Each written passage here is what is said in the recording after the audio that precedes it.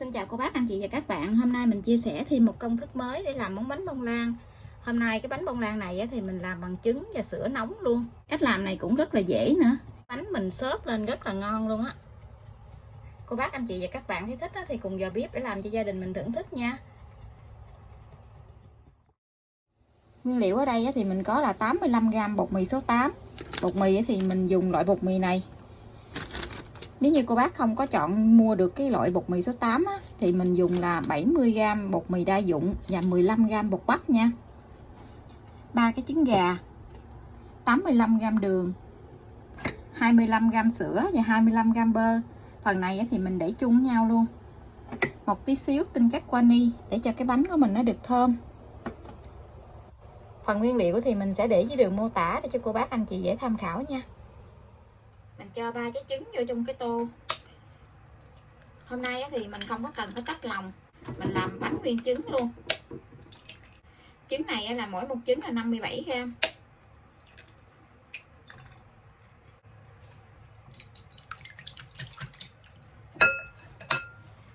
Mình cho đường vô trứng luôn.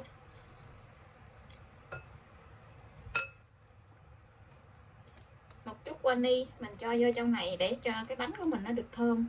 Nếu như cô bác không có thích cái mùi vani thì mình khỏi cho cũng được. Mình khuấy sơ cái phần trứng này. Mình đã chuẩn bị một nồi nước sôi. Cái nồi nước đang sôi thì mình nhắc xuống, mình để cái thau trứng lên và mình khuấy cái trứng trên cái nồi nước sôi gì. Mình khuấy khoảng 2 phút nha. Mình khuấy cho đường với trứng nó tan đều ra hết luôn. Nếu như cô bác có cái nhiệt kế thì mình đo cái độ nóng của cái trứng này là khoảng chừng 35 tới 40 độ.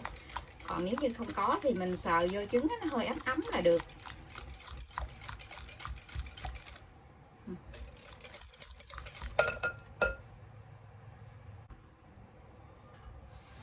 Lấy cái thau trứng xuống và mình cho bơ với lại sữa mình cho vô trong nồi. Mình giữ cái bơ sữa này cho nó ấm nha.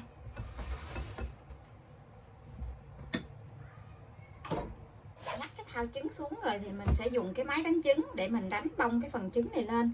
Cái máy của mình có 6 số thì mình đánh ở số 3 nha.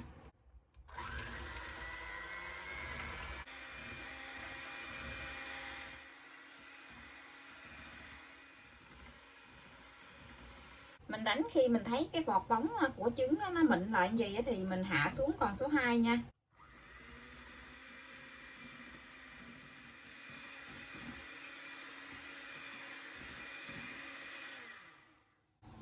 Mình đánh cái phần trứng này khi mình dỡ cái que đánh trứng lên nó chạy thành vòng như vậy.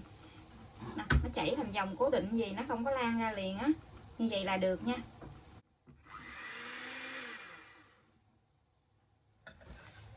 Tiếp theo thì mình chia bột này ra làm 2-3 lần để mình gây vô trong trứng. Mình chia nhiều lần như vậy nè để mình trộn bột nó được đều nó không có bị gión cục Mình dùng cái phới dẹp nè, mình trộn từ phía dưới mình trộn lên vậy. Trộn nhẹ tay nhưng mà nhanh.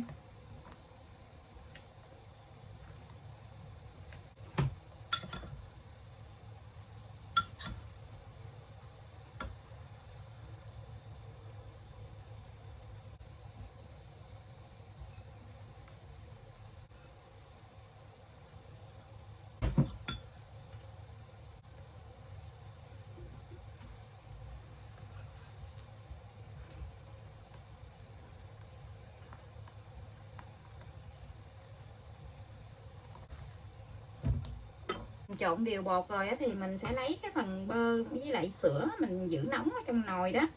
Mình sẽ cho một tí xíu bột vô. Mình cho một chút bột vô gì nè.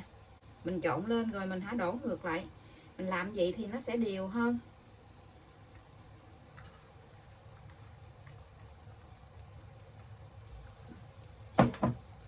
Mình trộn lại một lần nữa nha. Trong thời gian mình trộn bột gì thì mình mở cái lò nướng lên để cho cái lò nướng của mình nó nóng trước 10 phút.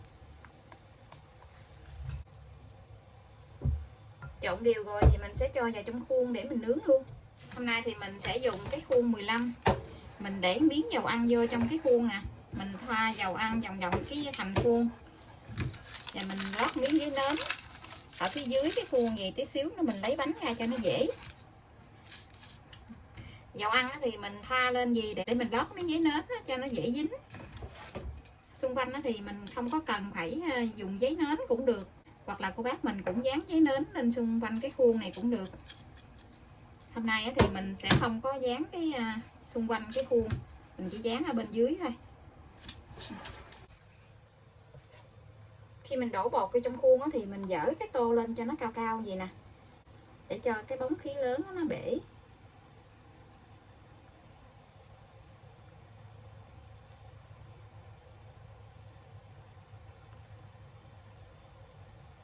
Và mình dùng chiếc đũa nhọn mình đi một đường xoắn ốc ở trên mặt bánh để cho cái bánh nó dàn đều ra.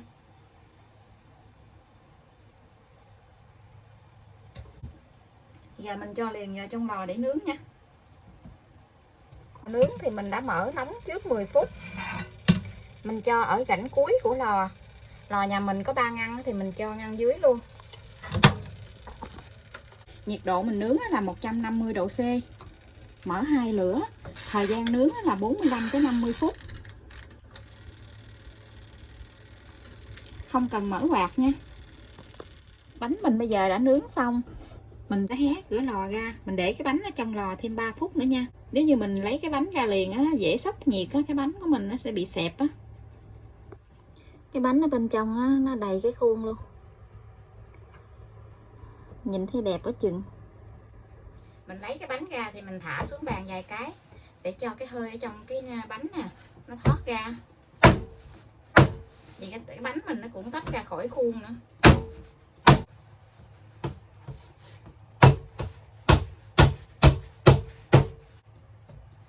Cái khuôn này khuôn đáy gời á, thì mình lấy cái ly nó nhỏ hơn cái khuôn, rồi mình để cái khuôn lên trên cái ly gì nè thì tự động cái khuôn nó rớt xuống. Cái bánh nó nở lên cao coi nè, nhìn đẹp quá chừng luôn. Rất là thích luôn á. Mình lấy luôn cái dĩ bên dưới ra luôn nha. Mình lật cái bánh lên vậy, ở phía dưới nó cũng rất là đẹp luôn, cái thành bánh cao lên coi nè. Mình để nãy giờ ở ngoài rồi nó nguội rồi đó mà không có bị thắt eo nữa. Cách làm này cũng rất là dễ nữa. Cô bác anh chị và các bạn thấy thích thì cùng vào bếp làm cho gia đình mình thưởng thức nha. Bây giờ thì mình xin chào tạm biệt, hẹn cô bác anh chị và các bạn lại video tiếp theo. Cảm ơn cô bác anh chị và các bạn đã xem video của mình. Xin chào và hẹn gặp lại. Cái bánh nó xốp nè, đè sát luôn á, buông ra cái nó trở lại vị trí bình thường.